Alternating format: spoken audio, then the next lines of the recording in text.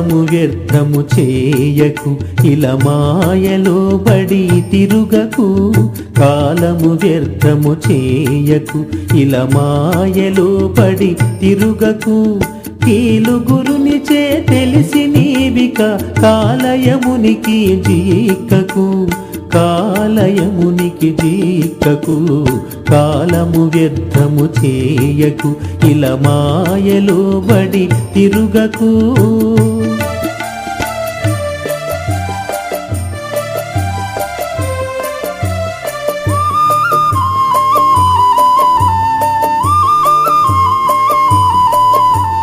భక్తి కోసమై భక్తి సలుపకు ముక్తి మార్గమును మరువకు భక్తి కోసమై భక్తి సలుపకు ముక్తి మార్గమును మరువకు యుక్తి చే గురు చేరి నీవిక శక్తి ద్వయములనంటకు శక్తి ద్వయములనంటకు కాలము వ్యర్థము చేయకు ఇలా మాయలో పడి తిరుగకు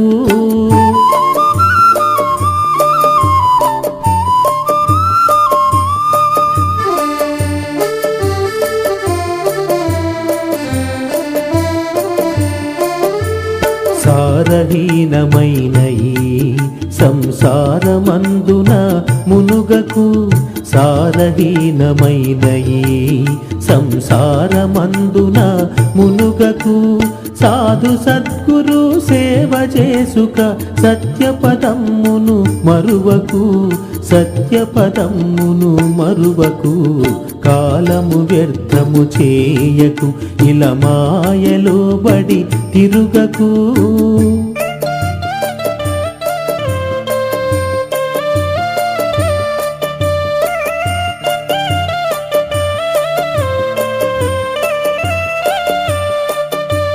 నాది నీదనే భేదమెన్నకు సోది మాటలు చెప్పకు నాది నీదనే భేదమెన్నకు సోది మాటలు చెప్పకు వేదాతీతమైన నిజ గురు బోధనెప్పుడు మరువకు బోధనెప్పుడు మరువకు కాలము వ్యర్థము చేయకు ఇలా మాయలో బడి తిరుగకు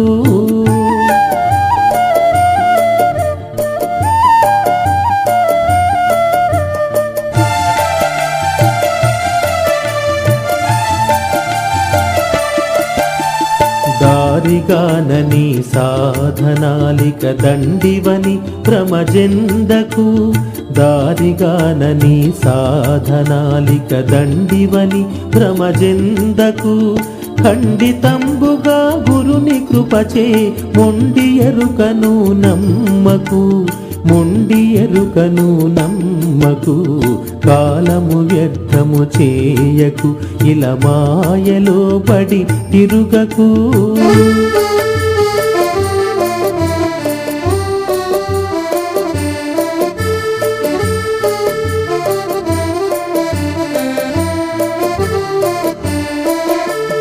ఉత్తమాటలు ఆడకు ఉన్మత్తుడవై తిరుగకు ఉత్తమాటలు ఆడకు ఉన్మత్తుడవై తిరుగకు ఉత్తబట్ట బయలే బ్రహ్మము నిత్యము మది మరువకు నిత్యము మది మరువకు కాలము వ్యర్థము చేయకు ఇలా మాయలో బడి తిరుగకు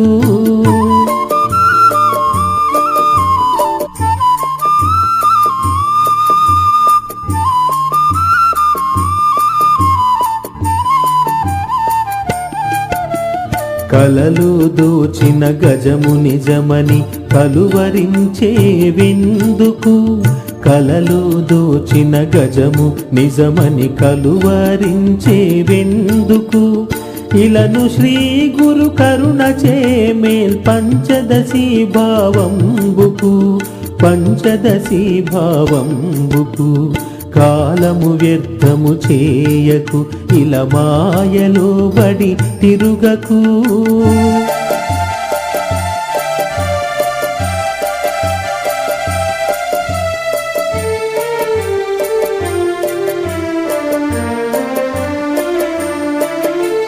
వాసికెక్కిన నల్లయాచల దేశికుల మది మరువకు.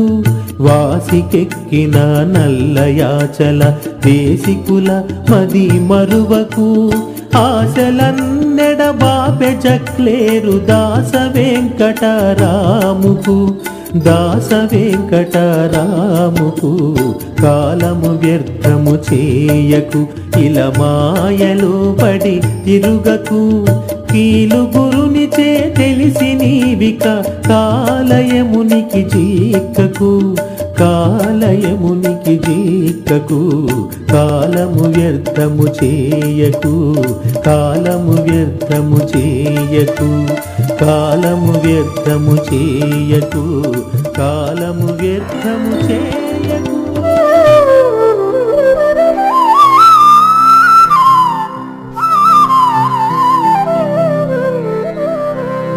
గురుర్బ్రహ్మా గురుర్విష్ణు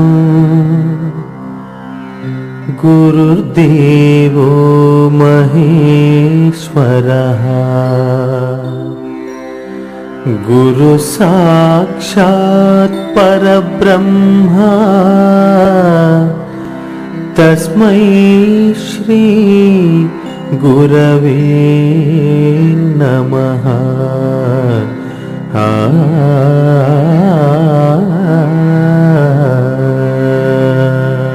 కర్మల వల్ల తాత్కాలికమైనటువంటి వాంఛితాలైతే తీరతాయేమో కానీ శాశ్వతమైనటువంటి యొక్క నీ స్థితిని నీవు మరిచేపోతున్నావు అనేటువంటి దానిని నీవు ఇక్కడ విస్మరించావు. అందుకని ఆయన ఇక్కడ ఏమంటున్నారంటే అర్ధస్య నిశ్చయో దృష్టో విచారేణ హితోక్తః న స్నానేన నదానేన ప్రాణాయామస్తేన వా. ఇక్కడ నీవు తెలుసుకోవాల్సింది ఏంటంటే అర్ధస్య నిశ్చయో దృష్టో, శాస్త్రాధ్యయనముని చేసి ఆ శాస్త్రాధ్యయనములో ఉన్నటువంటి యొక్క ఏ ఆంతర్యమైతే ఉన్నదో, అసలు శాస్త్రములను అభ్యసించమనడంలో ఒక ఆంతర్యం ఉంది. ఆ ఆంతర్యం ఏంటి? నీవు ఆ శాస్త్రములలో ఉన్నటువంటి యొక్క విషయాన్ని తెలుసుకొని అలాగున నీవు ఉండాలి అని కదా. అందుకని ఇక్కడ ఈ మాట అన్నాడు, అర్ధస్య నిశ్చయో దృష్టో. ఆ ఉపనిషద్ అర్థాలని తెలుసుకొని, ఆ వేదముల యొక్క అర్థాలని తెలుసుకొని, వాటి నిశ్చయం ప్రకారం నీవు ఆత్మని నిశ్చయంగా ఎరిగినటువంటి వాడివై ఆ దృష్టితోటి విచారేణ హితోక్తితః, విచారేణ హితోక్తితః, పెద్దలైనటువంటి వారి యొక్క హితవాక్యాలని నీవు వినాలి. ఎందుకు వినాలి? నీకుగా ఆ యొక్క వేదములు ఉపనిషత్తుల యొక్క ఆ అర్థం నీకు తెలియదు కాబట్టి, వేదాంత విచారణ నీకు తెలియదు కాబట్టి, నీవు స్వయంగా ఆ పెద్దలని దర్శించి ఆ పెద్దలకి సేవ చేసి స్థాన అంగ భావ ఆత్మశుశ్రూషల వల్ల ఆ యొక్క సత్యాన్ని ఎరిగినటువంటి వాడివై నీవు ఆ హితవాక్యాలని ఆచరించాలి. అందుకని ఈ మాట చెప్పాడేమని? విచారేణ హితోక్తితః, పెద్దల ద్వారా విచారించి నీవు ఆ హితవుని సాధన చెయ్యాలి. వాళ్ళు చెప్పినటువంటి హితవులలో ఉన్నటువంటి యొక్క అర్ధశ్చ నిశ్చయో దృష్టో, ఆ అర్థములని ఎరిగి ఆ నిత్యత్వాన్ని తెలుసుకొని నీవు ఒక నిర్ణయానికి వచ్చి ఆ నిర్ణయాన్ని అమలు చెయ్యాలి. అది నిశ్చయో దృష్టో. శాస్త్రదృష్టం గురోర్వాక్యం ఆత్మనిశ్చయం. శాస్త్రములని అభ్యసించాలి, గురువు చెప్పగా వినాలి, ఆ తర్వాత నీవు దానిని ఆత్మతో నిశ్చయం చేయాలి. అంటే ఏంటి? స్వానుభవానికి తెచ్చుకోవాలి. Practical implementation. నేను మొన్న 4 గ్రంథాలు చదివానండి, నాకు అన్ని విషయాలు తెలిసిపోయినాయండి అంటే గ్రంథాలు చదివినంత మాత్రాన ఒక అవగాహన నీకు ఏర్పడుతుందేమో కానీ అనుభవ జ్ఞానం మాత్రం రాదు. అదేలాగండి, అందరూ గ్రంథాలు చదివే కదా జ్ఞానాన్ని పొందుతున్నారు అనంటే, ఒక పిండి వంటని గురించో లేకపోతే ఒక ఔషధాన్ని గురించో నీవు జ్ఞానాన్ని పొందినంత మాత్రాన ఆ ఔషధం సేవించకుండా ఆ వ్యాధి తగ్గడం లేదు. ఆ పిండి వంటలకు సంబంధించినటువంటి యొక్క జ్ఞానాన్ని నీవు పుస్తకరీత్యా చదవటం వల్లనో లేకపోతే వినడం వల్లనో కేవలం ఆ పిండి వంటలో ఉన్నటువంటి యొక్క రుచి నీవు అనుభవించడం లేదు. కాబట్టి నీవేం చేయాలి? పెద్దల వాక్యాలని వినడమే కాదు, శాస్త్రాలని చదవటమే కాదు, నీవు అనుభవ జ్ఞానాన్ని కూడా సంపాదించుకోవాలి. దానిని ఇక్కడ ఏమన్నారు ఆయన? నిశ్చయో దృష్టో. నిశ్చయమైనటువంటి దృష్టితోటి, అంటే విత్ ఏ ప్రాక్టికల్ ఎక్స్పీరియన్స్. అంతేకాని న స్నానేనా నదానేనా ప్రాణాయామస్య తేనవా. అంతేకాని ఈ ఆత్మవిచారణ చేయకుండా, ఆ ఆత్మని తెలుసుకోకుండా, ఆ ఆత్మని గురించినటువంటి యొక్క సాధన చేయకుండా, నీవు ఆత్మస్థితుడివి కాకుండా న స్నానేనా. గోదావరి పుష్కరాలు వచ్చినాయండి, నేను నీళ్లల్లో మునుగుతున్నాను, నాకు పుణ్యం వస్తుందండి అని అంటే నీకు ఆత్మసాక్షాత్కారం రాదు. శారీరక శుద్ధి కలుగుతుంది. ఎందుకంటే ఔషధీలతల వల్ల ఏర్పడినటువంటి స్పర్శ వల్ల ఆ నీటికి ఒక పవిత్రత వచ్చింది. నీళ్లలో నీవు మునగడం వల్ల ఆ ఔషధీకృతమైనటువంటి యొక్క ఆ జలం నీ దేహాన్ని శుద్ధి చేస్తుంది, కానీ ఆత్మని నీకు తెలియపరచదు. అట్లానే సముద్ర స్నానం చేయడం వల్ల నీ దేహం శుద్ధి పడుతుంది, అంతేకాని నీ ఆత్మ నీకు ఎరుగబడదు. అందుకని న స్నానేనా. ఉదయం లేచిన దగ్గర నుంచి పడుకునేదాకా 10 సార్లు స్నానాలు చేసి, తల నిండా నీళ్లు పోసేసుకొని, మడి కట్టుకొని, వంటలు చేసుకొని, నానా ఆయాసపడినంత మాత్రాన ఆత్మస్థితి నీకు దొరకదు. అంతేననుకుంటున్నావేమో. నదానేనా. మనకు చాలా ఆలోచనలు ఉన్నాయండి. మనకు పురాణాలు కానీ, కథలు కానీ, లేకుంటే మనకు చెప్పినటువంటి పెద్దలు చెప్పినటువంటి మార్గాల వల్ల కానీ మనం ఇప్పటిదాకా తెలుసుకున్నది ఏంటంటే, దానం కొద్దీ బిడ్డలు, పుణ్యం కొద్దీ పురుషుడు అని చెప్పారు. పుణ్యం చేయడం వల్ల, అంటే మంచి పనులు చేయడం వల్ల నీకు మంచి భర్త లభిస్తాడు. మంచి దానాలు చేయడం వల్ల, అంటే 10 మందికి నీవు అన్నదానం చేయడం వల్ల, వస్త్రదానం చేయడం వల్ల, లేదు ఒక గ్రంథాలని దానం చేయడం వల్ల, విద్యాదానం చేయడం వల్ల, గృహ ఆరామ క్షేత్ర దానం వల్ల నీకు ఏం లభ్యమవుతుంది? ఉత్తమ స్థితి కలిగినటువంటి, అంటే ఉత్తమ మానసిక స్థితి కలిగినటువంటి యొక్క సంతానం లభ్యమవుతుంది. ఎందుకని? నీవు ఏ ఆలోచనలలో మగ్నమై ఉన్నావో అదే ఆలోచనకు అనుసంధానమైనటువంటి సంతానమే కలుగుతుంది. కాబట్టి సంతానానికి అటువంటి ఆలోచనలు రాలేదండి అని అంటే అర్థం ఏంటి? ఇక్కడ నీకు ఆలోచనలు లేవు అని. మేము చాలా మంచివాళ్ళం అండి, మేము చాలా పుణ్యకార్యాలు చేస్తాం, మాకేంటో ఈ దరిద్రపు సంతానం కలిగింది. పుణ్యకార్యాలు చేస్తున్నాను అనే మాట ఎంతవరకైతే బాహ్య ప్రపంచానికి నీవు కనపడేటట్టు చేస్తున్నావో, నీ అంతర ప్రపంచంలో నీవు అంత దరిద్రంగా ఉన్నావు అనమాట. అందుకనే నీకు ఇటువంటి దరిద్రులైనటువంటి సంతానం కలిగారు. నీ అంతఃకరణలో ఉన్నటువంటివి ఎవరికీ కనిపించడం లేదు కాబట్టి నువ్వేమనుకుంటున్నావంటే బయటకు చేస్తున్నటువంటి పనుల వల్ల నేను చాలా పవిత్రంగా ఉన్నాను అని. అందుకనే మనకి అర్జునుడు తన భార్యతో చెబుతున్నటువంటి మాటలని విని ఆ గర్భంలో ఉన్నటువంటి శిశువు అయినటువంటి అభిమన్యుడు అసుకొని పద్మవ్యూహాన్ని భేదించాడు అని చెప్తాం మనం కథ. 6500 సంవత్సరాలకు పూర్వం మనకు చెప్పినటువంటి కథ ఇది. కానీ మనకి ఇప్పటికీ కూడా మనకి నమ్మకం లేదు. అందుకనే రేపు తెల్లవారి కంటుందండి అన్నా కూడా నెల తప్పిన రోజు నుంచి ఇప్పటిదాకా ఆ టీవీని గరుచుకొని ఆ టీవీలో ఉన్నటువంటి మర్డర్లు, మానభంగాలు అవే చూస్తూ ఉంటాము. మనం పక్క వాళ్ళతోటి అవే మాట్లాడుతూ ఉంటాం. దానివల్ల మన అంతఃకరణలో ఏమున్నాయి? అవే ఉన్నాయి. దానివల్ల కలిగే సంతానము నీకు ఎలా కలుగుతున్నది? అలానే కలుగుతున్నది, అవే భావాలతో కలుగుతున్నది. కానీ నువ్వేమంటున్నావు? మా ఇంట వంట లేదండి, ఈ పిల్ల ఏమిటో 8వ తరగతికి వచ్చిందో లేదో అప్పుడే లవ్ అంట, వాడిని చేసుకొని నేను చచ్చిపోతానంటుంది. ఏమిటి దౌర్భాగ్యం మాకు? అంటే ఎక్కడి నుంచి వచ్చింది దౌర్భాగ్యం? నువ్వు చూస్తున్నటువంటి దృశ్య ప్రపంచం, నువ్వు వింటున్నటువంటి మాటలు, నువ్వు మాట్లాడుతున్నటువంటి మాటలు, నీ ఆలోచన విధానమే ఆ పిల్లవాడు అలా సంచరించడానికి కారణం నీవే. అందుకని ఇక్కడ ఈ మాట అన్నాడు ఆయన. న స్నానే నదానేనా. స్నానం వల్ల గాని, దానముల వల్ల కాని ఆత్మ ఎరుగబడదు. ఏమొస్తాయి? నీవు మంచి కర్మలు చేస్తున్నావు కాబట్టి ఆ కర్మలకు తగినటువంటి మంచి ఫలాలు వస్తాయి. ఏమిటి కర్మఫలాలు? సంసారిక జీవనంలో ఆలోచనలలో ఉన్నటువంటి కర్మఫలాలే ఈ సంతానం. నీ బాహ్య ప్రపంచంలో నిన్ను గౌరవించేటువంటి విధి విధానాలు, ఇవన్నీ నీ యొక్క కర్మల వల్లనే సంప్రాప్తమవుతున్నాయి. కాబట్టి న స్నానేన నదానేన ప్రాణాయామసతేనవా. అంతేకాదయ్యా, ప్రాణాయామాది కుంభకాల వల్ల నేను మోక్షానికి పోతాను అని కనుక అన్నట్లయితే వేమన దీనికి ఒక మాట చెప్పారండి. ఆకులెల్లమల్లు భుజించి ఉచ్చదప్పిదావి ఉడుకు కోర్చి గోతిలోన కూర్చున్న కల్గునా మోక్షంబు. గాలిని బంధించి, ఎందుకని? చలేవాతే చలే చిత్తం నిశ్చలం నిశ్చలం భవేత్ అన్నారు. కాబట్టి కదులుతూ ఉన్నటువంటి యొక్క ఈ ఆలోచనలకి మూల కారణమైనటువంటిది వాయు సంచారం. కాబట్టి ఈ వాయు సంచారాన్ని ఆపినట్లయితే ఈ మనసుకున్నటువంటి కదలికలు ఆగిపోతాయి అనేటువంటి యొక్క ఒక దురవగాహన వల్ల. అది ఎందుకు దురవగాహన అనవలసి వస్తున్నదనంటే, మనస్సు సహజంగానే ఆలోచనలని కోల్పోయే స్థితి ఒకటి ఉన్నదండి. గాఢ నిద్రావస్థలో ఈ మనస్సు ఏ ఆలోచనలు లేకుండా చాలా ప్రశాంతంగా ఉంటున్నది. అప్పుడు నువ్వు ఏ ప్రాణాయామ కుంభకాలు చేయడం లేదు కదా. అప్పుడు ఎలా ఉన్నదో ఒకసారి నువ్వు దానిని అర్థం చేసుకుంటానికి ప్రయత్నం చేయి, విచారించు. అందుకని ఇందాక చెప్పాడు ఏమని, విచారేణ హితోక్తితః.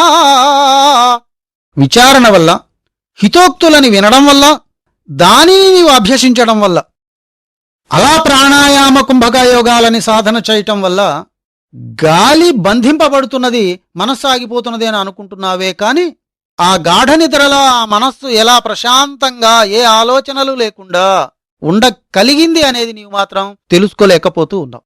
కాబట్టి నీవేం చేయాలి? ఇక్కడ ప్రాణాయామ కుంభకాల వల్ల ఆత్మస్థితి లభ్యం కాదు అనేది విస్పష్టంగా తెలియాలి. అసలు ప్రాణాయామం అంటే ఏంటి? భగవద్గీతలో మొదటి శ్లోకంలో చెప్పినట్టు అపానే జుంహతి ప్రాణే ప్రాణాపాన తథాపరే ప్రాణాపాన గతిర్ధ్వ ప్రాణాయామ పరాయణ అపరే నియతాహారాః ప్రాణేన్ ప్రాణేషు జుంహతి. ఇదండి ప్రాణాయామం అంటే. అది కాదండి. అయితే మరి ఆ మాట ఎందుకు చెప్పారండి? తిష్ట కుదిరితే గాని నిష్ట కుదరదు కాబట్టి ఆ తిష్టని నీకు కుదర్చడం కోసం ఇక్కడ ఏం చెప్పారు ఆయన? ప్రాణాయామ విధిని నీకు ఎరుకపరిచారు. నాయనా నువ్విలా ఈ వాయు పూరకము కుంభకము ఇలా చెయ్యి. ఇలా చేయడం వల్ల ఏమైతున్నది? నీకు ముందు స్థిమితంగా కూర్చుంటానికి కావలసినటువంటి యొక్క శారీరక దారుఢ్యము, ఏకాగ్రత చేయడానికి కావలసినటువంటి మానసిక స్థితి ఏర్పడుతుంది. అంతేకాని ఆత్మసాక్షాత్కారం మాత్రం కాదు. మరి ఆత్మసాక్షాత్కారం కావాలంటే ఏం చేయాలి? గతంలో ఒకసారి చెప్పుకున్నాం. వెలిలో గన్పడు నామరూపతతులన్ వేమారు రేచించి ఇమ్ముల చిత్సుఖమయమాత్మనుగాంచకున్న లో వెలిలోగానొపించు నామరూపములెవత్సా. బాహ్య ప్రపంచంలో కనిపిస్తున్నటువంటి శబ్దస్పర్శ రూపరసగంధాత్మికమైనటువంటి యొక్క ఈ ప్రకృతి దృశ్యాన్ని కాని, ఈ శబ్దజాలాన్ని కాని, ఈ స్పర్శల యొక్క అనుబంధాలని కాని నీవు వదిలేయకుండా, అర్థం కలే, ఉన్నట్లయితే ఏం కనిపిస్తుంది నీకు? లోపల చూసినా ఈ శబ్దస్పర్శ రూపరసగంధాత్మికమైన ప్రపంచమే కనిపిస్తుంటుంది, బయట కూడా ఈ శబ్దస్పర్శ రూపరసగంధ ప్రపంచమే కనిపిస్తుంటుంది. అలా కనిపించకుండా ఉండాలంటే నీకేం తెలియాలి? సత్యజ్ఞానానంద స్వరూపమైనటువంటి యొక్క ఆత్మస్థితి నీకు తెలియాలి. ఇమ్ముల చిత్సుఖమయం ఆత్మనుగాంచకున్నా ఆ సుఖస్వరూపమైనటువంటి ఆత్మని గనక నీవు చూడకుండా ఉన్నట్లయితే ఎన్ని ప్రాణాయామాలు చేసినా ఇది సాధ్యమయ్యేది కాదు. ఇదే మాటని ఇంకొక శ్లోకంలో ఏం చెప్తాడంటే, పూరకంబున హకారంబు పొందుపరచి కుంభకంబున బిందువున్ గూర్చియంత రేచకంబున సకారంబు చూచువాని తెలివి తెలివియే నేనని కనుంగొను తెలివి నేను ఆంజనేయా. రాముడు ఆంజనేయుడికి మాట చెప్పాడు. పూరకంబున హకారంబు పొందుపరచి, పూరకంలో హకార స్వరూపుడైనటువంటి ఆత్మ ఏదైతే ఉన్నదో, హకారం అంటే ఏంటి?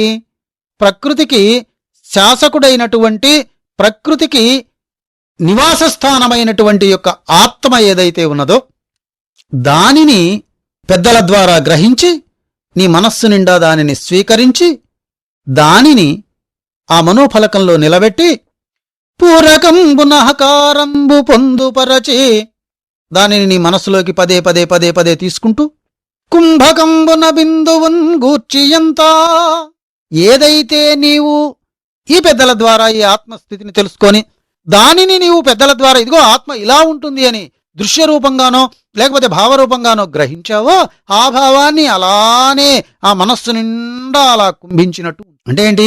కదలకుండా, ఆ ఆలోచన కదలకుండా, అనేక ఆలోచనలు వస్తున్నప్పటికీ వాటన్నిటినీ పక్కకి నెట్టి ఈ ఆలోచనని అలానే స్థిరపరిచి ఉంచి రేచకంబున సకారంబు జూచువాని తెల్వి, బాహ్యాంతర ప్రకృతి స్వరూపములైనటువంటి యొక్క ఈ శబ్దస్పర్శ రూపరసగంధాత్మకమైనటువంటి ఈ వాసనలన్నిటినీ కూడా బయటికి వదిలేస్తూ, అది రేచకంబున సకారంబు జూచువా అని తెలివి, అది తెలివంటే. అట్లా బయటికి వదిలేసేసి ఈ కేవల ఆత్మస్వరూపాన్ని మాత్రమే లోపల పూరించినటువంటి వాడై తెలివి తెలివి నేనని కనుంగొను తెలివి నేను ఆంజనేయ, అటువంటి తెలివి ఏదైతే ఉన్నదో ఆ తెలివి ఏం చేస్తున్నదో ఆ మిగిలినటువంటి, అంటే ఆ తెలివి చేసిన పనిని లోపల ఇంకొక సాక్షి అయినటువంటి వాడు ఉండి దీనివల్ల కలిగిన ప్రశాంతతని గుర్తిస్తున్నాడే వాడు ఆ ప్రశాంతతని గుర్తిస్తూ ఇది ప్రశాంతంగా ఉన్నది, నేను దీనిని గుర్తిస్తున్నాను అంటే గుర్తించేవాడిని. ఇది ప్రాణాయామం అంటే. అందుకని ఇక్కడ ఈయన ఏమన్నారు, నస్నానేన నదానేన ప్రాణాయామస్యతేనవా.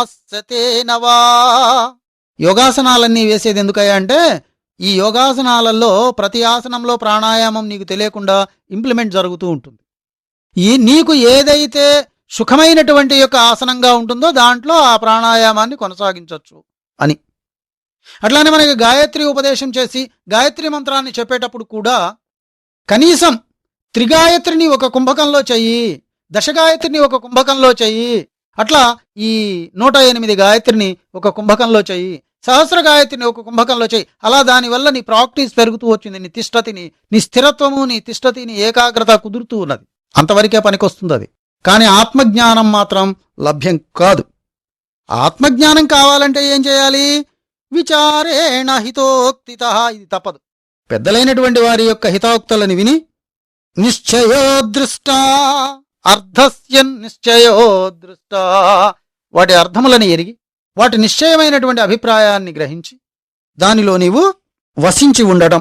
ఇలా వసించి ఉన్నట్టయితే నీవు యథార్థమైనటువంటి ఆ బ్రహ్మవస్తువు అయినటువంటి యొక్క ఆ పరిపూర్ణ నిర్వికారము, నామరూపరహితము, అద్వితీయము, సమస్త ప్రాణికోటికి కూడా వాస్తవ స్వరూపము అయినటువంటి యొక్క ఆ ఆత్మని ఎరిగిన వాడివి అవుతావు. కాబట్టి ఇప్పటిదాకా ఈ దేహేంద్రియాలు నేనే, ఈ ప్రపంచం నేనే, ఈ మనస్సు నేనే అని ఏదైతే అనుకుంటున్నావో ఈ భ్రాంతి పోతుంది.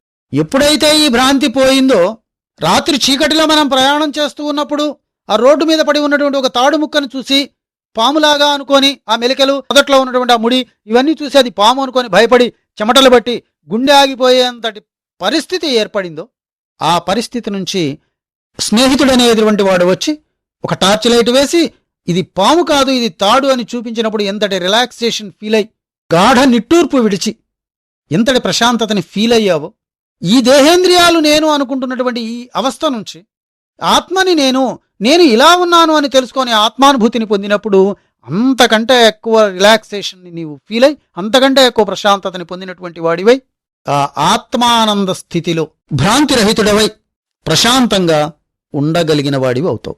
అయితే ఇక్కడ నువ్వు అనవలసింది ఏంటంటే, అయ్యా మరి ఇదంతా భ్రాంతి, ఇదంతా తాడు మీద కనిపించినటువంటి పాము లాంటిది అని గనక అన్నట్లయితే ఈ వాస్తవంగా కనిపిస్తున్నటువంటి ప్రపంచం మరి వాస్తవంగా నాకెందుకు తోస్తున్నది? ఇది నువ్వు అడగాల్సినటువంటి ప్రశ్న. అయితే ఇదంతా ఎందుకు అలా తోస్తూ ఉన్నది అంటే, ఇక్కడ నీకు ఇప్పటిదాకా ఉన్నటువంటి జ్ఞానం ఏంటి? ఆత్మ యొక్క సత్తా వల్ల ఏర్పడినటువంటి భ్రాంతి. ఇప్పుడు భ్రాంతి దేని వల్ల కలిగింది? ఆత్మ సత్తా ఈ యొక్క దేహేంద్రియాల మీద ప్రకాశించి, ఈ దేహేంద్రియాలు పనిచేసి, ఈ మనస్సు మీద పనిచేసి ఇవన్నీ నేనే చేస్తున్నానని ఈ మనస్సు అనుకోవడం వల్ల నీకు భ్రాంతి. మాయ చేత నీకు ఈ ప్రపంచం యథార్థంగా ఉన్నట్లుగా నీకు అనిపిస్తుంది. ఎందుకని? ఈ మనస్సే నేనని అనుకుంటున్నావు ఇప్పటిదాకా కూడా. అందుకని ఈ దృశ్య ప్రపంచమంతా కూడా శాశ్వతమైనటువంటిది అని నీవు అనుకుంటున్నావు. అర్థమైందా? ఎందుకని? ఈ ప్రాణము నేను చనిపోతున్నానండి అని ఎందుకు అనుకుంటున్నావు? ఈ ప్రాణం ఆగిపోతున్నది కాబట్టి నేను చనిపోతున్నాను అని అనుకుంటున్నావు. ఈ ప్రాణము నేనేను అని నీవు అనుకుంటున్నావు.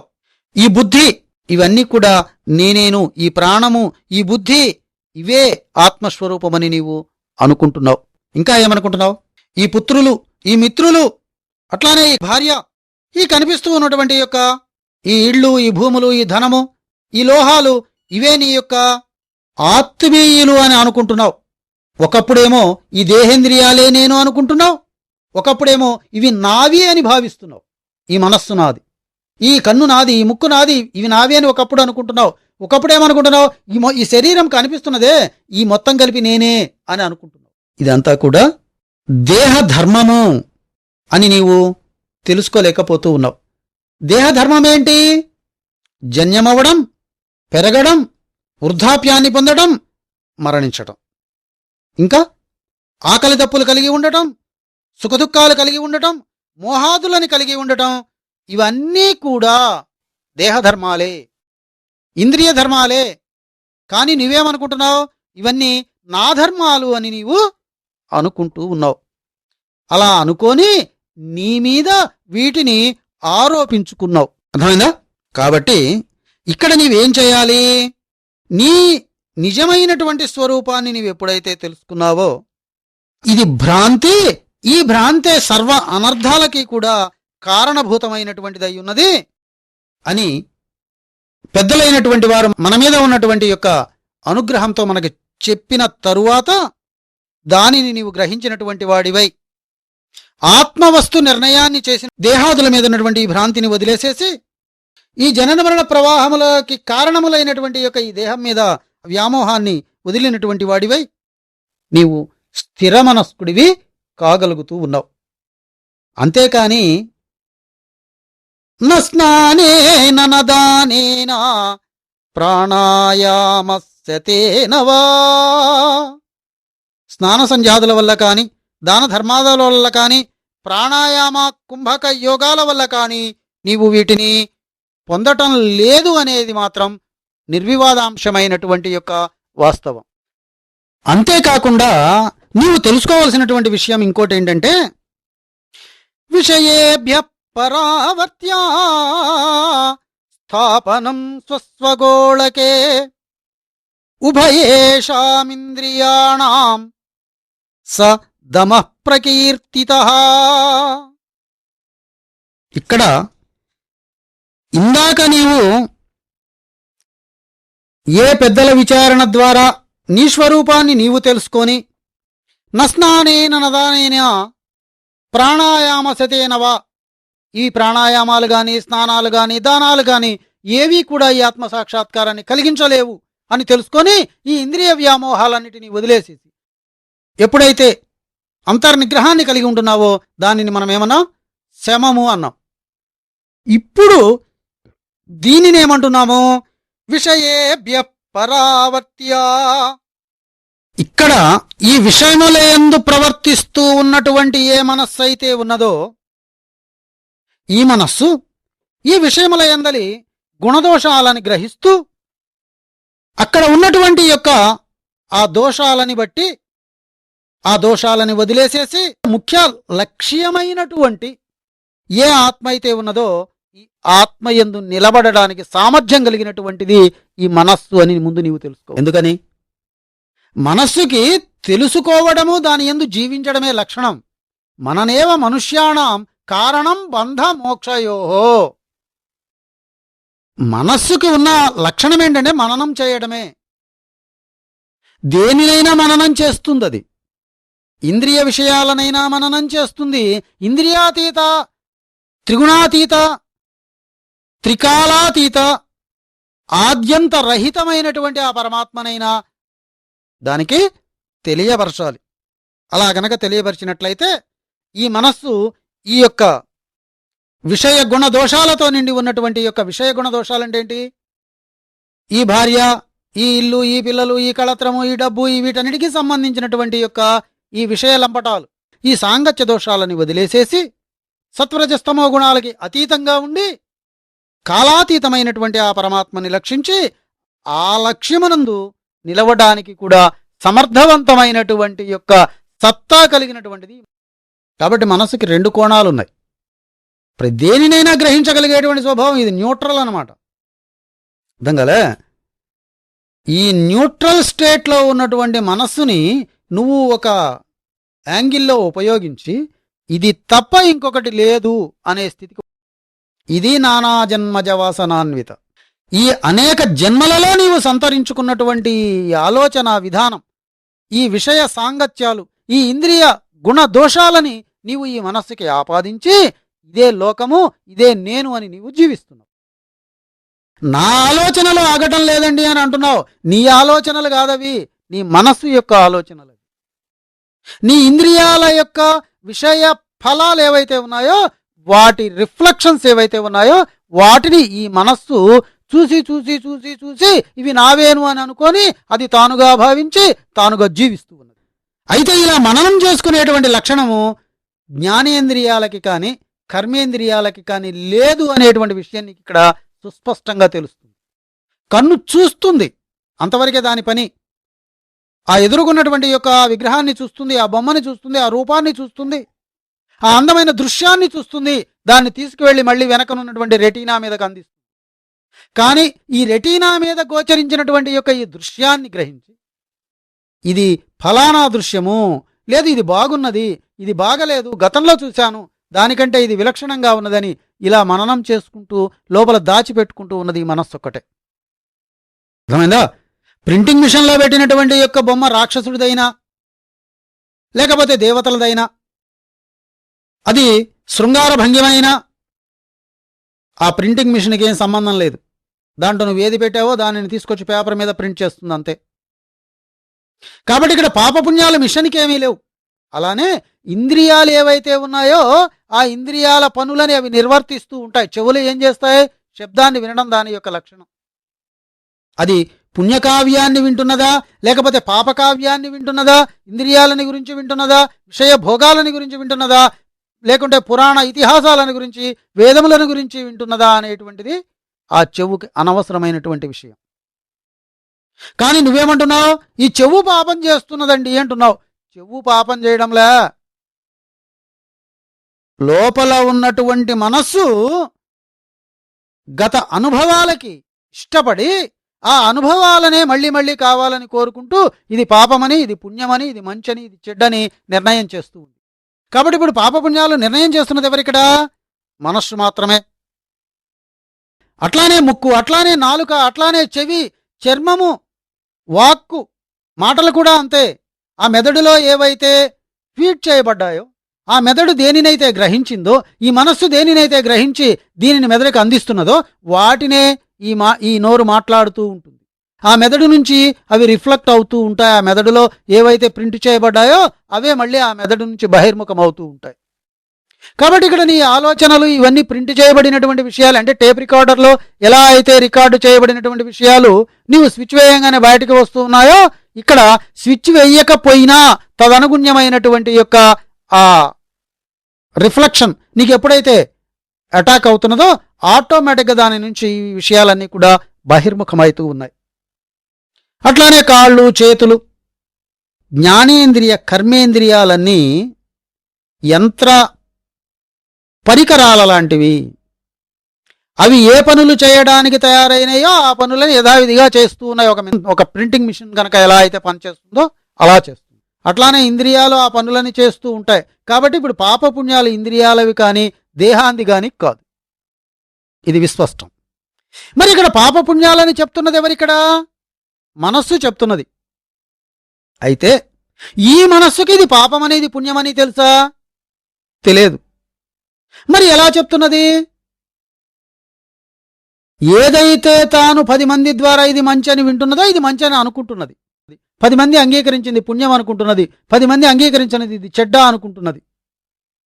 కానీ ఈ మనస్సుకు కూడా పాపపుణ్యాలని విచారణ చేసేటువంటి యొక్క స్థితి లేదు. ఎందుకంటే అసలు పాపపుణ్యాలనేవి భూమి మీద లేవు. కాబట్టి ఇక్కడ ఉన్నవన్నీ ఏమిటి? వస్తుధర్మం. ఆ వస్తువులు ఆ వస్తువు యొక్క ధర్మాలని చేస్తూ ఉంటాయి.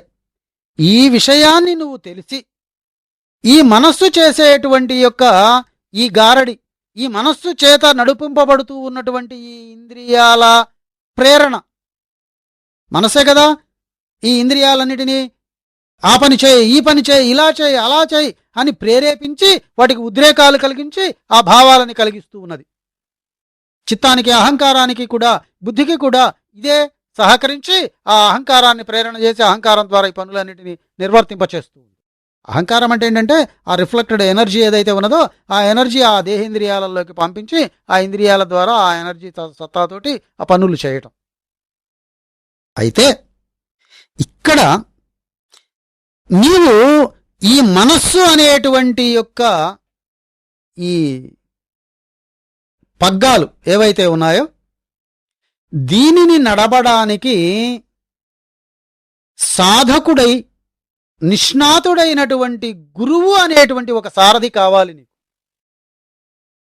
ఆ సారథిని నీవు ఆశ్రయించి ఆ సారథి ద్వారా ఈ ఇంద్రియ పగ్గాలని ఆయన చేతికి ఒప్పజెప్పి, అంటే ఈ మనస్సుని ఆయనకి ఒప్పజెప్పి ఆయన చెప్పినటువంటి పద్ధతిలో ఈ గుర్రాలని గనక నడిపించినట్లయితే ఈ జ్ఞానేంద్రియ కర్మేంద్రియాలన్నీ కూడా వాటి వాటి గోళకాలలో నిలబడి, అంటే వాటి వాటి స్థానాలలో నిలబడి వాటి వాటి ప్రవృత్తులని మాత్రమే చేస్తాయి. ఇప్పుడు మనస్సు ఏమైంది? న్యూట్రల్ అయిపోయింది. మనస్సు కూడా ఆ ఉన్నటువంటి ప్రింట్ని తీసుకుంటున్నది, స్టోర్లో పెడుతున్నది, దాచిపెట్టేస్తున్నది, కావాలంటే స్టోర్లోంచి తీసిస్తున్నది. కాబట్టి ఇక్కడ మనస్సు కూడా నిమిత్త మాత్రం అయిపోయింది. కాబట్టి ఇక్కడ మనస్సు కూడా ఒక యంత్రంలాగా పనిచేస్తూనే ఉన్నది. ఎందుకంటే మనసా షష్ఠేంద్రియాణం అన్నాం కాబట్టి. ఇక్కడ మనస్సుకు కూడా కర్మలు కానీ పాపపుణ్యాలు కానీ లేవు. ఇప్పుడు ఎవడికి ఉన్నది పాపం? లోపల వర్తిస్తున్న చైతన్యానికి ఉన్నదా అంటే చైతన్యానికి పని చేయించేటువంటి లక్షణమే ఉన్నది కానీ ఈ కర్మలు నావి, ఇవి నేను చేశాను, వీటి వల్ల నరకానికి వెళ్తున్నాను, వీటి వల్ల స్వర్గానికి వెళ్తున్నాను అనేటువంటి విచక్షణ జ్ఞానం ఇక్కడ లేదు. అది మెదడు తాదాత్మ్యత వల్ల ఈ జ్ఞానం బయటకు వచ్చింది. కాబట్టి ఇప్పుడు మెదడుకి చైతన్యాన్ని కలిగించినటువంటి ఈ చైతన్యం ఏదైతే ఉన్నదో ఆ చైతన్యానికి కూడా ఈ కర్మలు లేవు. కాబట్టి ఇక్కడ పాపపుణ్యాల ప్రసక్తే లేదు. ఇది తెలిసి నీవు ఆ పరమాత్మ యందు మనస్సుంచి, అంటే నీ యందు నీవు మనస్సుంచుకొని నీ యొక్క సత్తాని నీవు తెలుసుకొని వాటిని నీవు గ్రహిస్తూ, ఏది ఈ ఆత్మస్థితిని గ్రహిస్తూ, అంటే నిన్ను నువ్వు గ్రహిస్తూ ఎప్పుడైతే ఉన్నావో ఈ కళ్ళు చూస్తూనే ఉంటాయి కానీ ఎటువంటి వికారాన్ని పొందవు. ఈ చెవులు వింటుంటాయి కానీ ఏ వికారాన్ని పొందవు. ఇది నీవు నాయందు నిద్రించటం, ఇది నీవు నాయందు వసించటం, ఇది నీవు పరమాత్మయందు ఐక్యమై ఉండడం. ఇది రమంతే యోగినో రామః, ఇది నిత్యమన్ బ్రహ్మాదిబుదులు రమయించుచుండా ఇంతి రామనామము కల్గే పరునకున్. ఇది పరత్వం. ఈ పరత్వాన్ని నీవు పొందాలి. ఇది స్వధర్మం. స్వధర్మో నిధనం శ్రేయ. ఈ స్వధర్మాచరణ వల్ల నీ మానసికంగా నువ్వు పొందినటువంటి వాటికి విఘాతం కలగవచ్చు, అయినా నీకిదే శ్రేష్టమైనటువంటిది. ఇది స్వధర్మము అని భగవద్గీత యందు చెప్పడం జరిగింది. ఈ స్వధర్మాచరణ వల్ల నువ్వేమి సాధిస్తున్నావు? దమాన్ని సాధించావు. ఈ ఇంద్రియ నిగ్రహం వల్ల దమము అని చెప్పబడుతున్నాడంటే బాహ్యేంద్రియ నిగ్రహం. జ్ఞాన కర్మేంద్రియాలన్నీ బాహ్యేంద్రియాలే. ఇందాక మనస్సును నిగ్రహించావు, ఇప్పుడు బాహ్య కర్మేంద్రియాలని నిగ్రహించుకుంటూ వచ్చావు. అర్థం కదా? కాబట్టి ఇలా నీవు గనక చేస్తున్నట్టయితే శమదమాలు నీకు స్వాధీనమైతాయి. శమదమ సిద్ధి జరగకుండా ఈ మనస్సు నీకు స్వాధీనం కాదు. ఈ శమదమ శుద్ధి దేని వల్ల జరుగుతుంది? ఆచార్య ప్రోక్తమైనటువంటి యొక్క హితోక్తులని వినడం వల్ల,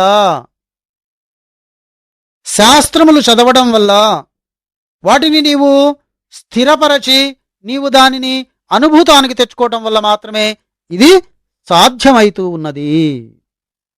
నువ్వు ఇంకొక తమాషా అయినటువంటి విషయాన్ని గ్రహించవలసింది ఏంటంటే బాహ్యానాలంబనం వృత్తే రేషోపరతిరుత్తమా. ఎప్పుడైతే నీవు బాహ్యేంద్రియాల అన్నిటినీ కూడా నువ్వు నిగ్రహించి బాహ్య ఆలంబనమైనటువంటి యొక్క ఈ వస్తువుల నుంచి నువ్వు విముఖత చేసావో ఏమైతుంది? అప్పుడు ఉత్తమమైనటువంటి యొక్క ఉపరతిని నీవు పొందినవాడివైతావు. అది ఎట్లా?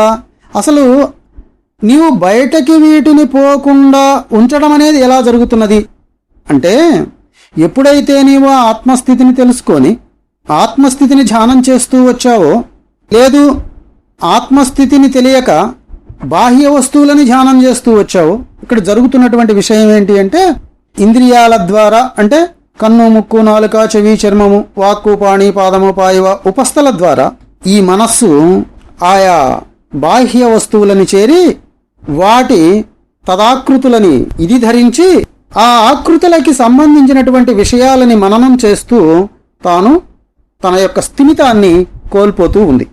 ఇది ఎలాగండి అంటే, ఇప్పుడు మనం ఒక చెరువులో నీళ్లు ఉండడాన్ని గమనిస్తాం. ఆ చెరువుకి తూములుంటాయి. ఈ నీళ్లు చెరువులో ఉన్నవి తూముల ద్వారా బయటకు వెళ్ళి పొలాలలోకి వెళ్తాయి. ఇలా వెళ్ళినటువంటి యొక్క ఆ నీళ్లు ఆ పొలాల యొక్క కట్టలు ఎన్ని వంకలుగా ఉండి, ఎంత పొడవు ఎంత వెడల్పుగా ఉండి, లేకపోతే ఒక పక్క కోతగా ముక్కోణాకారంగా గనక ఆ పొలం ఉన్నట్లయితే ఈ నీళ్లు కూడా ఆ పొలంలోకి వెళ్ళిన తర్వాత ఆ ఆకృతులనే ధరిస్తూ ఉంటాయి. అలానే నీళ్లు పాలల్లో కలిసిన తర్వాత ఆ నీళ్లు కూడా పాలలాగానే ఆకృతిని ధరిస్తూ ఉంటాయి. ఇలాగా ఈ మనస్సు ఏ వస్తువునైతే చూసి, ఏ వస్తువుతోటైతే తన యొక్క లక్ష్యాన్ని నిలబెట్టుకుంటూ ఉన్నదో ఆ వస్తువు యొక్క ఆకృతిని తాను ధరించి తద్లభ్యమైనటువంటి యొక్క ఆ సుగంధమో లేకుంటే దుర్గంధమో వాటికి ఉండేటువంటి లక్షణాలను ఇది పూర్తిగా సంతరించుకొని ఇది నేనేను అనేటువంటి యొక్క స్థితిలో ఆ నీళ్లు ఎలా అయితే ఆ పొలాలలో ఆ పాలల్లో కనిపిస్తూ ఉన్నాయో ఆ పాలకున్న రుచి ఆ నీళ్లకు వచ్చేస్తుంది, ఆ పాలకున్న వాసనలు దానికి వచ్చేస్తాయి. ఇలా ఆ భూమికి ఉన్నటువంటి వాసనలు ఆ నీళ్లకు వచ్చేస్తాయి. అది మురికి వాసనైనా లేకపోతే సుగంధమైనటువంటి పన్నీరైనా ఎలా అయితే ఈ నీళ్లు సంతరించుకుంటాయో అలానే ఈ మనస్సు కూడా ఏ ఆకృతిని చేరుతుందో ఆ ఆకృతిలోకి ఇది పూర్తిగా అబ్జార్బ్ అయిపోయి ఆ ఆకృతి యొక్క వికారాలని తాను పొంది ఆ వికారాలనే మళ్ళీ తాను బహిర్ముఖం చేస్తూ ఉంటుంది. ఇది గనక అర్థమై ఉన్నట్లయితే ఇప్పుడు ఈ ఉపరతి వల్ల అంటే ఏంటి, ఆత్మని తెలిసి ఆత్మ యొక్క విషయాలని మననం చేస్తూ ఆత్మ యొక్క విషయాలని నీవు వాచకంగా చెబుతూ దానినే మననం చేస్తూ వాటిని గురించి అధ్యయనం చేస్తూ ఉండటం వల్ల ఈ మనస్సు ఏమైతుంది, తదాకృతిని పొందుతుంది. అంటే ఆ యొక్క ఏ ఆకృతిని గురించి నీవు వర్ణించుకుంటున్నావో, ఏ ఆకృతిని గురించి నీవు చూస్తూ ఉన్నావో, ఏ ఆకృతిని నీవు మననం చేస్తూ ఉన్నావో ఈ మనస్సు తదాకృతిని పొంది అంటే ఆ పరమాత్మ యొక్క ఆకృతిని పొంది ఆ పరమాత్మ లక్షణాలని తాను సంతరించుకుంటుంది. ఎలా, పాలల్లో కలిసినటువంటి యొక్క నీళ్లు పాల యొక్క ఆ రంగుని, పాల యొక్క వాసనని, పాల యొక్క రుచులని ఎలా అయితే తాను సంతరించుకుందో అలానే ఆ పరమాత్మ యొక్క రుచులని కూడా తాను సంతరించుకుంటూ ఉంటుంది. ఇలా ఉన్నటువంటి యొక్క ఈ అవకాశం ఏదైతే ఉన్నదో ఇది బాహ్యేంద్రియాల మీద లేదు కాబట్టి బాహ్యేంద్రియాల నుంచి వచ్చేటువంటి ఈ వికారాలని తాను పొందడానికి వీలు లేకుండా ఉంటుంది. కాబట్టి ఇక్కడ ఈ ఉపరతి వల్ల నువ్వు సాధిస్తున్నదేంటి అంటే నీ మనస్సు పరమాత్మ వైపు నిగ్రహించడం వల్ల బాహ్యేంద్రియ నిగ్రహాలని నీవు పొందటం జరుగుతూ ఉన్నది. అదేవిధంగా సహనం సర్వ దుఃఖానాం అప్రతీకారపూర్వకం చింతా విలాపరహితం సా తితీక్ష నిగత్యతే. అయితే ఇలా ఎందుకు చెప్పారయ్యా అంటే ముముక్షువైనటువంటి వాడు సహనం సర్వ దుఃఖానాం అన్ని దుఃఖముల ఎడలా కూడా సహనము వశించినటువంటి వాడై ఉండాలి. అంటే ఏంటి, శరీరానికి సంబంధించినటువంటి, ఇంద్రియాలకు సంబంధించినటువంటి, మనస్సుకు సంబంధించినటువంటి యొక్క ఈ స్వీకారము అంటే పొందినటువంటివి, అట్లానే తనకి ఇష్టమున్నా లేకున్నా ఏవైతే తాను పొందున్నాడో వాటన్నిటినీ కూడా సహనంగా నీవు భరిస్తూనే ఉండాలి. ఎందుకు భరించాలండి, అది వస్తు లక్షణం. అది పాలల్లో పోసినటువంటి నీళ్లు పాల రుచులని సంతరించుకున్నంత మాత్రాన ఇప్పుడు ఆ నీళ్లకు వచ్చినటువంటి యొక్క ప్రాబ్లం ఏంటి అంటే పాలులాగా ఉన్నాయి. అదే నీళ్లు ఆ పాలు రెండు కలిసి ఒక కాఫీ పొడితో కలిసినప్పుడు ఒక కాఫీ కలరు, దాంట్లో ఉన్నటువంటి రుచులు ఇవన్నీ మారిపోయి కొత్త రుచులను సంతరించుకుంటూ కొత్త కొత్త విధానాలలో అది వర్తిస్తూ ఉంది. దానికి ఉండే లక్షణాలు విలక్షణంగా ఉంటూ ఉన్నాయి. దానివల్ల ఇప్పుడు ఈ నీళ్లకి వచ్చినటువంటి యొక్క స్థితి తాత్కాలికంగా వేరుగా కనిపించినప్పటికీ కూడా ఎప్పుడైతే నీవు మళ్ళీ ఆవిరి చేస్తావో ఇవన్నీ ఈ నీళ్లు మొత్తము కూడా వాటిలో నుంచి వేరుపడిపోయి మళ్ళీ దాన్ని చల్లబరచంగానే తిరిగి మళ్ళీ నీళ్లుగా అవతరిస్తాయి. అలానే నీవు ఈ ఇంద్రియాల సాంగత్యం చేసినటువంటి ఈ మనస్సుని గురు బోధనల ద్వారా వేడి చేసి ఈ ఇంద్రియాల యొక్క సాంగత్యాల నుంచి వేరు చేసి పరమాత్మ వైపు ఉంచి అక్కడ పరమాత్మ అనే ధ్యానంలో చల్లబరచడం వల్ల నీ ఆత్మలాగా అంటే మనస్సు స్వచ్ఛమైనటువంటి మనస్సులాగా ప్రకాశించడానికి ఇక్కడ అవకాశం ఏర్పడుతూ ఉంది. అందుకని ఇక్కడ ఏమన్నా అంటే సహనం సర్వ దుఃఖానాం అప్రతీకారపూర్వకం, ఎటువంటి ప్రతీకారాన్ని కూడా ఈ మనస్సు కోరకూడదు. అలా కోరితే ఏమైతుంది, అక్కడ మళ్ళీ కొత్త కర్మలు ఆవిర్భవిస్తూ ఉంటాయి. కాబట్టి చింతా విలాపరహితం, దానిని గురించి చింతించడం గాని అంటే ఆ విషయాలను గురించి మననం చేయడం గాని, గతించిన వాటిని గురించి గాని, జరగవలసిన వాటిని గురించి గాని మననం చేయడం అనేటువంటిది రహితం, వదిలివేసినటువంటి వాడై ఉండటం వల్ల సాతితీక్ష నిగధ్యతే, దానిని తితీక్ష అని అంటారు. ఎందుకని, శృతులన్నీ కూడా ఇలానే చెప్పిన. శృతులంటే ఏంటంటే ఇక్కడ మనకంటే ముందున్నటువంటి మహాపురుషులు ఎవరైతే ఉన్నారో వాళ్ళందరూ కూడా దేనిని స్థిరపరిచారు, అవశ్యం అనుభోక్తవ్యం కృతకర్మ శుభాశుభం. దీన్ని బట్టి ఇప్పుడు నీకేమర్థమైంది? శరీరము, ఇంద్రియాలు ఇవి పొందుతూ ఉన్నటువంటి యొక్క తాదాత్మ్యతాలు ఏవైతే ఉన్నాయో, ఏ సాంగత్యాలైతే ఉన్నాయో వాటన్నిటినీ కూడా అవశ్యం అనుభోక్తవ్యం, వాటిని తప్పనిసరిగా నీవు అనుభవించవలసినదే. అంటే వాటి నుంచి వచ్చేటువంటి యొక్క చల్లదనమో, వెచ్చదనమో, కష్టమో, సుఖమో, ఆనందమో, దుఃఖమో వీటన్నిటినీ కూడా నీవు అనుభవించవలసే ఉన్నది. కాబట్టి ప్రాప్తములైనటువంటి యొక్క ఈ అధిదైవిక, ఆధ్యాత్మిక, ఆదిభౌతిక కర్మలన్నిటినీ కూడా నీవు ఈ మనసు ద్వారా సహించి, ప్రతిక్రియలు లేకుండా నీవు సహనాన్ని వహించి ఇంద్రియాలతో వాటిని అనుభవిస్తూ ఉండాలి. ఎవరికైతే ఇట్లాంటి క్షమాగుణం ఏర్పడుతూ ఉన్నదో వారు తితిక్ష అనేటువంటి యొక్క స్థితిని బాగా సంధానం చేశారు అని చెప్పొచ్చు. ఇది సాధ్యమైతుందా అనంటే ఏదీ కూడా ఈ ప్రపంచంలో అసాధ్యమనేటువంటిది లేదు. కాకపోతే నీవు చేయవలసిందేంటి? ఉత్తమమైనటువంటి యొక్క ఉపరతిని సాధించాలి. ఏమిటి ఆ ఉత్తమమైనటువంటి ఉపరతి అంటే ఆత్మ విచారణ, సత్పురుషుల సాంగత్యము, ముముక్షత్వము. ఈ మూడు కలిగి గురువుల దగ్గర విచారణ చేసి మోక్షాపేక్ష కలిగి ఆత్మధ్యానం అనేది ఏదైతే గురువుల ద్వారా నీవు తెలుసుకున్నావో ఆ తెలుసుకున్నటువంటి దానిని తీవ్రంగా 24 గంటలు కూడా ఏ పని చేస్తున్నప్పటికీ ఈ ఆలోచనని వదిలిపెట్టకుండా ఆత్మ సాక్షాత్కార స్థితిని నీవు మననం చేస్తూ ఉంటావో దానిని తితీక్ష అని, ఉత్తమమైనటువంటి ఉపరతి సాధన అని కూడా అంటారు. అందుకనే ఎవరైతే ఉపరతిని సాధిస్తున్నారో వారు ఈ తితీక్షను కూడా సాధించిన వారు అవుతూ ఉన్నారు. కాబట్టి శాస్త్రం ఏం చెప్తున్నది ఇక్కడ?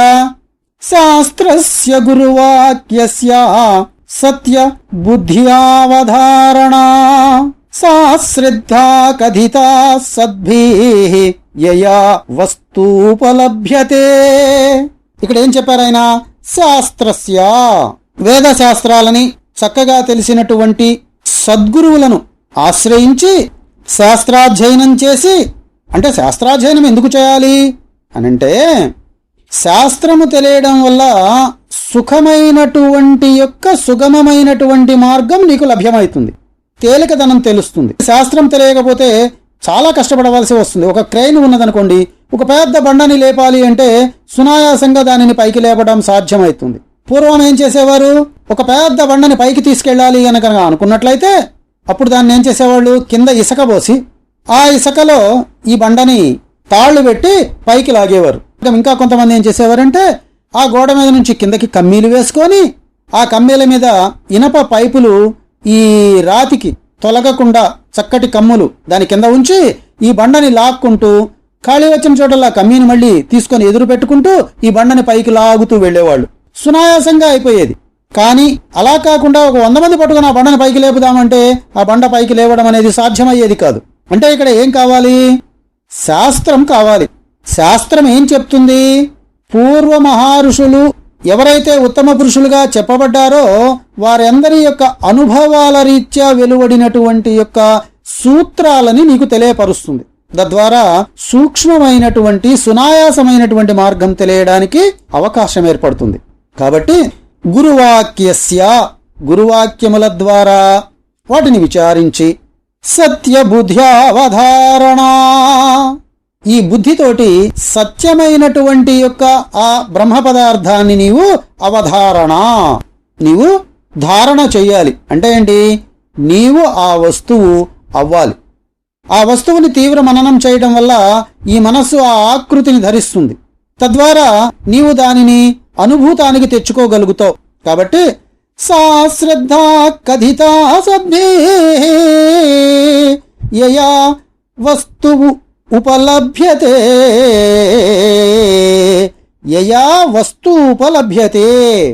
దానివల్ల నీకు ఇప్పుడు ఏమైంది? ఆ వస్తువు లభ్యమైంది. ఆ వస్తువుని నీవు పొందగలిగావు. ఆ వస్తువు యొక్క అనుభవాన్ని నువ్వు సంతరించుకోగలిగావు. దీనిని ఏమంటున్నాం మనం? శ్రద్ధ. అయితే ఈ శ్రద్ధని నువ్వు ఎలా సాధన చేయాలి? నీకు శ్రద్ధ ఉన్నట్లు ఎలా తెలుస్తుంది అంటే సద్గురువుల చెంతకు వెళ్ళడం, వాళ్ళ ద్వారా వేదాంత వాక్యాలను వినడం, తద్వారా నీవు దానిని సాధన చేయటం, శాస్త్రాధ్యయనం చేస్తూ ఉండటం, ఈ పనులు చేయడం వల్ల నీకు శ్రద్ధ ఉన్నది అని ఇక్కడ తెలియబడుతుంది. అంతేగాని నాకు శ్రద్ధ చాలా ఉన్నదండి, భలేవారే, నేను చేస్తూనే ఉంటాను అనేని నీవు ఎన్ని చెప్పినా, గురువాక్యరీత్యా దానిని గనక నువ్వు తెలుసుకోకపోయినట్లయితే ఎన్ని జన్మలు నువ్వు చేసినా దానివల్ల నీవు సక్రమమైనటువంటి యొక్క స్థితిని చేరడం చాలా కష్టమవుతుంది.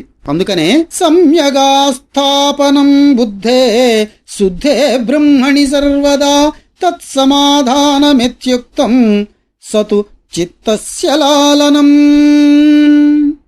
ఈ మాట ఇక్కడ ఎందుకు చెప్పారంటే, సమ్యక్ స్థాపనం బుద్ధే, నీవు శుద్ధమైనటువంటి యొక్క ఈ బుద్ధిని సమ్యక్ బ్రహ్మ పదార్థమయందు సంధానం చేసి, శుద్ధే బ్రహ్మణి సర్వదా, శుద్ధమైనటువంటి ఆ బ్రహ్మ పదార్థములో నీవు ఎప్పుడైతే సమ్యక్ స్థాపనం ఐక్యం చేసి దాని యందు ఉంచావో దానిని ఏమంటున్నారినా తత్సమాధానం ఇత్యుక్తం, దానిని సమాధానపరచడం అని పెద్దలు చెప్పడం జరిగింది.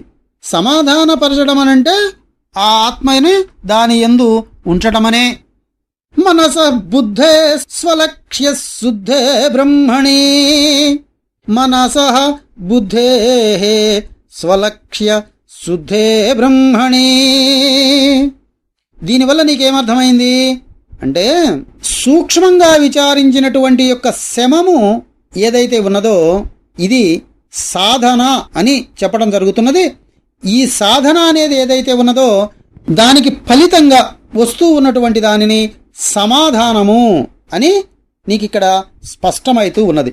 కాబట్టి ఇక్కడ శమదమాది షట్క సంపత్తులు నీకు విచారించి వాటిని తెలియపరచడం జరిగింది. ఇలా నీవు ఎప్పుడైతే యమ నియమ ఆసన ప్రాణాయామ ప్రత్యాహార ధ్యాన ధారణ సమాధ్యష్టాంగయోగానాం అని ఈ అష్టాంగయోగాలని, ఇదిగో ఇక్కడ ఇందాక నీకు ఇప్పటిదాకా చెప్పినటువంటి యొక్క ఏ సాధనలైతే ఉన్నాయో, ఏంటి ఆ సాధనలు? శమము దమము ఉపరతి శాంతి తితీక్ష శ్రద్ధ సమాధానము అనేటువంటి ఈ 6 సాధనల ద్వారా నీవు ఈ బ్రహ్మ పదార్థాన్ని అంటే ఈ ఆత్మని గురువుల ద్వారా తెలుసుకుంటానికి చేసేటువంటి ప్రయత్నం ఏదైతే ఉన్నదో ఆ ప్రయత్నాన్ని నీవు కొనసాగించవలసినటువంటి యొక్క అవసరమున్నది. వాటికి ఈ ఉపకరణాలు అనేటువంటి యొక్క వీటిని నీవు ఖచ్చితంగా సాధించి తీరాలి. ఇది నీకు ప్రాథమికంగా ఈ విద్యను గురించి నేర్చుకోవలసినటువంటి యొక్క స్థితి. వీటన్నిటినీ ఇలా నీవు సాధించినప్పుడు మాత్రమే ఆ బ్రహ్మానుభూతిని పొందడానికి నీకు అవకాశం, చక్కటి మార్గము నీకు లభ్యం కావడానికి అవకాశం ఏర్పడుతుంది. మంగళం గురుదేవాయ మహనీయ గుణాత్మనే సర్వలోక శరణ్యాయ సాధురూపాయ మంగళం సాధురూపాయ మంగళం.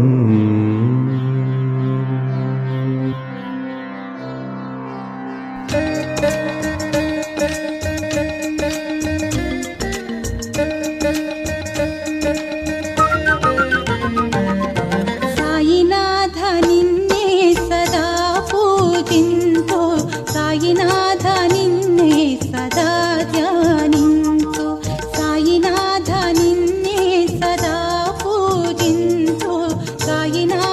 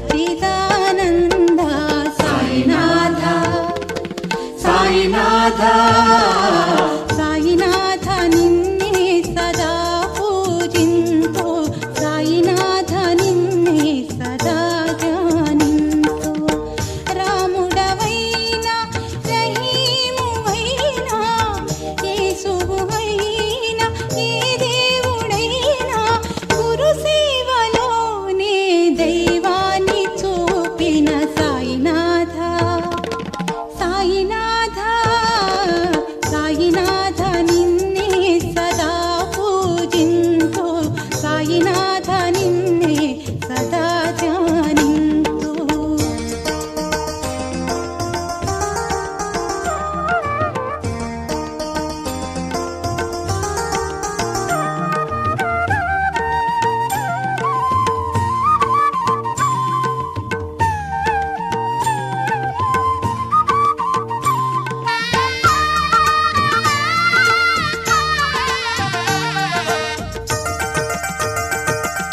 మసీదునున్న గుడిలోనున్న భగవానుడ నీవే మసీదునున్న గుడిలోనున్న భగవానుడ నీవే భవబంధాలను బాపేటి సద్గురుడవు నీవే భవబంధాలను బాపేటి సద్గురుడవు నీవే అరుణాలవాల కమనీయ రూప అఖిలాండ కోటి బ్రహ్మాండ నాయక సాయినాథ సాయినాథ సాయినాథ నిన్నే సదా పూజింతో సాయినాథ నిన్నే సదా ధ్యానింతో సాయినాథ నిన్నే సదా పూజింతో సాయినాథ నిన్నే సదా ధ్యానింతో రాముడవైనా రహీమువైనా యేసువైనా ఏ దేవుడైనా గురు సేవలోనే దైవాన్ని చూపిన సాయినాథ సాయినాథ